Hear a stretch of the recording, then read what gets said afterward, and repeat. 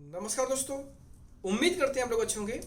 दोस्तों, पोलैंड में हमारे पास में कंस्ट्रक्शन की रिक्वायरमेंट आ चुकी है। कंस्ट्रक्शन वर्कर जिसमें कई ट्रेड हैं उसकी रिक्वायरमेंट है हमारे पास में। और ऑब्वियसली कंस्ट्रक्शन की प्रोफाइल पर वीज़ा के चांस बहुत ज़्यादा होते हैं अगर आपके पास में स्किल और ट्रेड सर्टिफिकेट है।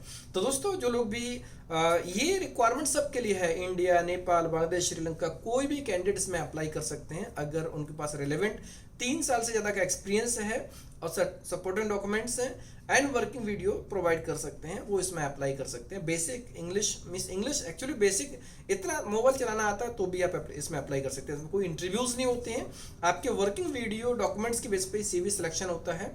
और ऑब्वियसली एम्बेसी में भी कोई इंटरव्यू नहीं, वीएफएस में कोई इंटरव्यू नहीं होता। रेयर केस में कभी कभी एम्बेसी वाले इन्वाइट करते हैं तो उस टाइम पर हम लोग को गाइड करते हैं। आप ये मान लीजिए कि कंस्ट्रक्शन में एक्सपीरियंस सर्टिफिकेट सबसे ज़्यादा इंपॉर्टेंट होता है। कोई भी कैंडिडेट अगर गल्फ एक्सपीरियंस सर्टिफिकेट तो उसका बहुत अच्छा वेटेज होता है। कोई भी कैंडिडेट जिनके पास में रेलेवेंट डॉक्यूमेंट्स है वो टीम को कांटेक्ट कर सकते हैं। रिक्वायरमेंट अभी चल रही है कंस्ट्रक्शन वर्कर में, इलेक्ट्रिशियन की, वेल्डर की, प्लम्बर की, कारपेंटर की, शटरिंग कारपेंटर की, मेसन की, सभी रिक्वायरमेंट्स हैं। कोई भी कैंडिडेट जिनके पास में कम से कम 3 साल से ज़्यादा का एक्सपीरियंस है वो टीम को कांटेक्ट कर सकते हैं। और गल्फ एक्सपीरियंस होगा उसका वेटेज डेफिनेटली मिलने वाला है। और अगर किसी के पास में सर्टिफिकेट नहीं होगा वो एज अ जनरल वर्कर के रूप में कंसिडर होगा। कोई भी कैंडिडेट जो एज क्राइटेरिया 20 साल से लेकर 40 साल के बीच में एज हो, अप टू 49 भी चल सकता है। अगर आपको ओवरसीज का एक्सपीरियंस है तो 40 से 49 के बीच में भी एक्सेप्ट कर सकते हैं। अगर इंडियन एक्सपीरियंस है तो फिर 40+ लोगों को एक्सेप्ट नहीं कर पाएंगे।